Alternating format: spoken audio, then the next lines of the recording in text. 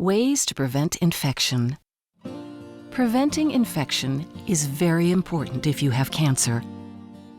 Your type of cancer or cancer treatments may decrease your body's ability to fight infection. When you have cancer, everyone involved in your care, at the hospital or at home, must work together to lower your chance of an infection and keep your body as strong as possible. The most important way to prevent and control infection is good hand washing.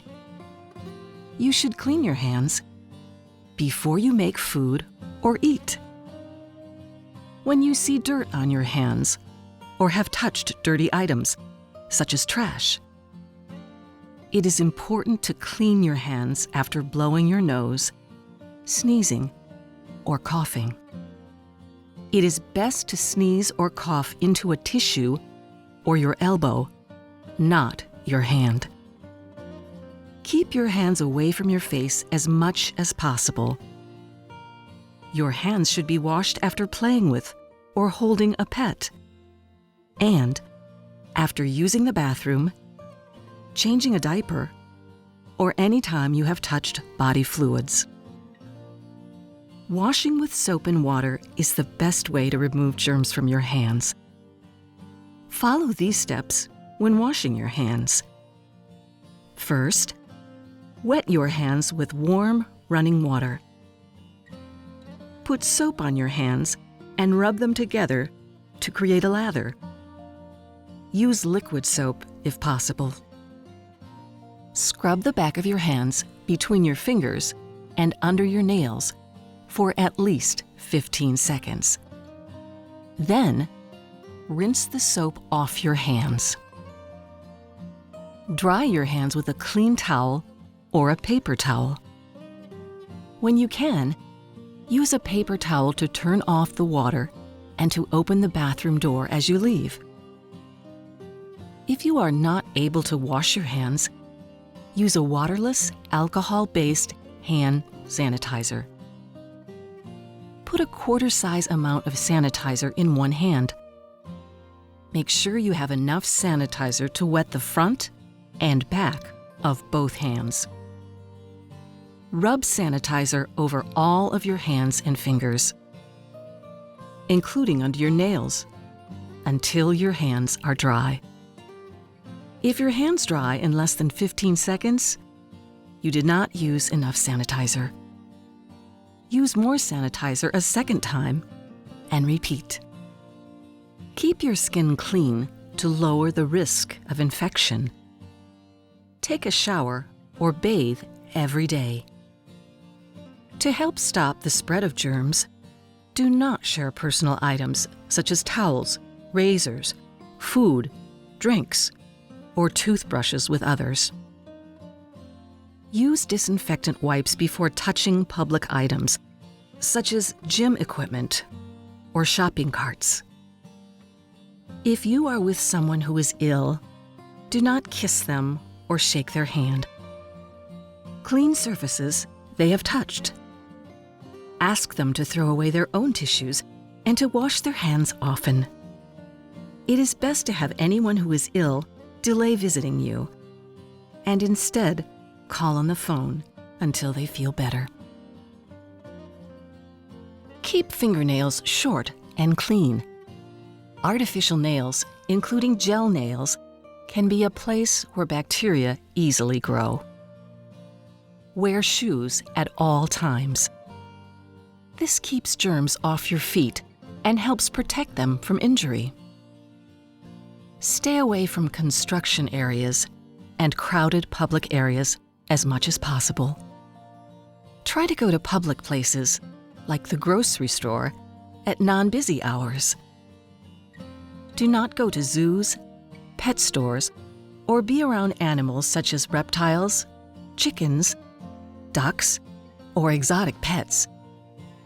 Make sure your own pets are healthy and are current on their vaccines or shots. Pets should not sleep in your bed, lick your hands or face, or scratch your skin.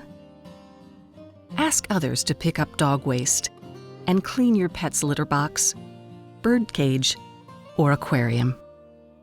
Talk to your doctor to see if your vaccines or shots are up to date. Clean kitchen surfaces often.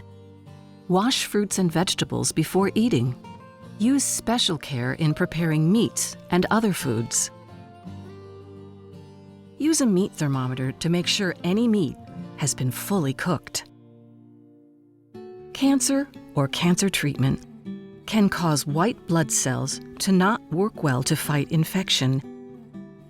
If your doctor tells you that you have a low white blood cell count, or your white blood cells are not working properly, you will be given instructions on ways to prevent infection.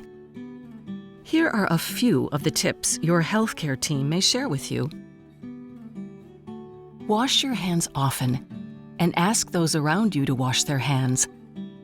At home, use your own towel to dry your hands. Put lotion on your skin if it is dry.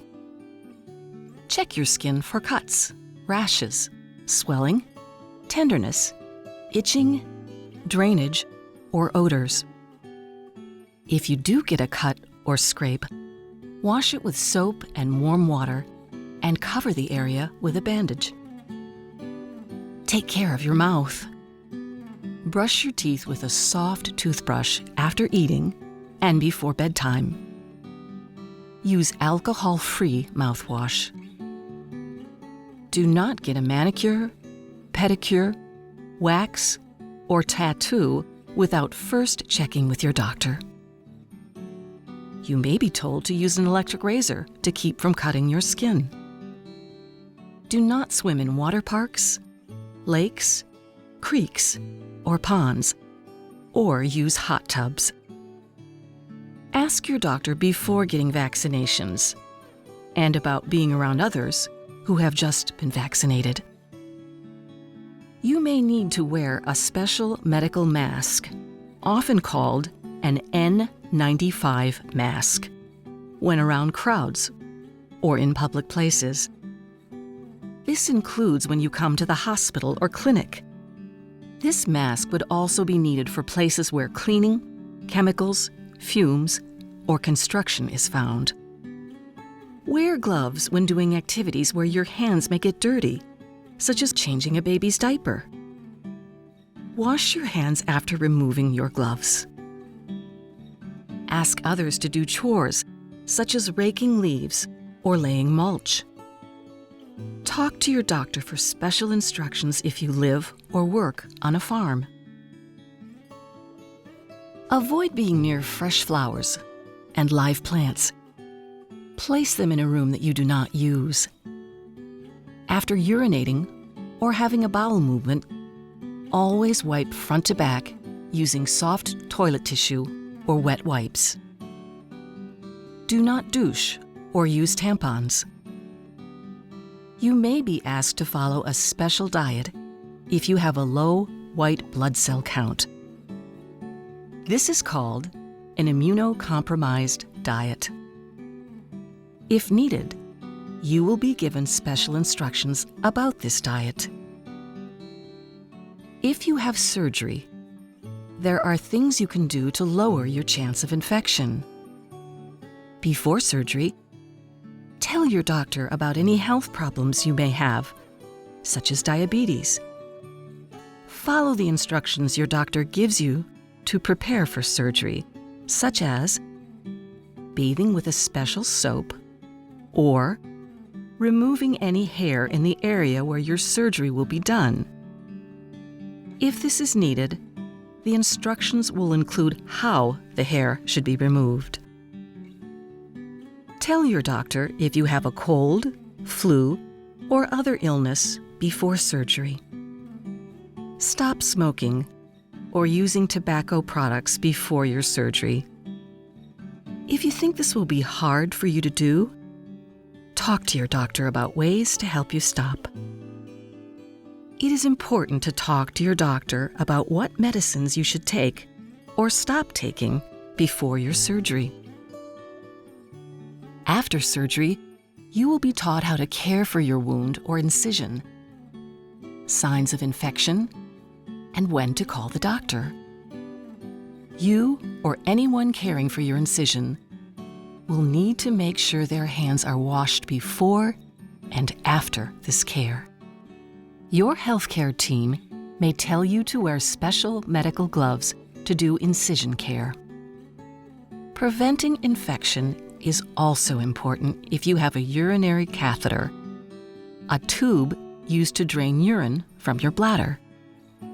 Your healthcare team will teach you and your caregivers how to care for your catheter to prevent a urinary tract infection, or UTI. They will also go over the signs of infection to look for and when to call your doctor. Your doctor may order an IV or intravenous catheter for you while you're in the hospital. In some cases, a different type of IV, called a central venous catheter, may be used while you are in the hospital or at home. Examples of types of central venous catheters that may be used include an implanted port, tunneled or non-tunneled central venous catheter, or a peripherally inserted central catheter. Your healthcare team will give you instructions on how to care for your type of intravenous catheter in order to prevent infection. Follow all the instructions for how to clean the site where the catheter exits your skin, how to change any dressing you may have with your catheter, and any other needed care.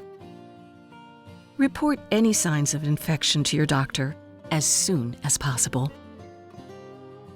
If you are not able to be active and find yourself lying or sitting for most of your day, this may also increase your risk of infection. Being inactive may cause certain areas of your skin to become sore and break down. This could lead to red or purple, tender, blistered, or open areas on the skin that could become infected. This is more likely to happen where skin stays damp or rubs against sheets.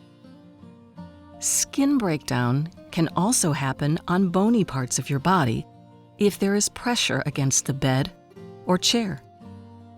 Talk to your healthcare team about ways to prevent these problems. Pneumonia, a type of lung infection, can also happen if you are not active. Your healthcare team can show you how to cough and take slow, deep breaths to clear fluid that may collect in your chest or throat. It is important to follow the instructions for breathing exercises that may be given to help keep your chest free of congestion and reduce your risk for pneumonia. You may be given an incentive spirometer, a type of breathing device that helps you to take deep breaths. It is always important to call your doctor if you have signs of a possible infection, such as a fever of 100.4 degrees Fahrenheit or higher. Make sure you have an easy-to-use working thermometer. Take your temperature daily and anytime you feel warm, flushed, or not well. Other symptoms of infection may include chills or sweating, skin rash, or a cut or blister that does not heal within 3 days. Call if you need to urinate often or it burns when you pass urine, or have urine that looks bloody, dark golden, or cloudy. This is important, especially after you have had a urinary catheter removed. Call if you have redness, white patches, cuts, or bumps on your lips or inside your mouth, or if you have diarrhea or vomiting. You should also call the doctor if you have a sore throat, cough, chest congestion, or shortness of breath, and to report a headache, nasal congestion, ear pain, or stiff neck. If you have redness, warmth, drainage, bad odor, swelling, or increasing pain near a wound or incision, an area where a drain was placed in surgery, or on your skin near an IV or central venous catheter, it is important to call your doctor. We hope this information has helped you to understand the importance of preventing infections when you have cancer and what to do if you think you may have an infection. Write down any questions for your healthcare team and bring them with you to each appointment. We are honored to care for you during your cancer treatment.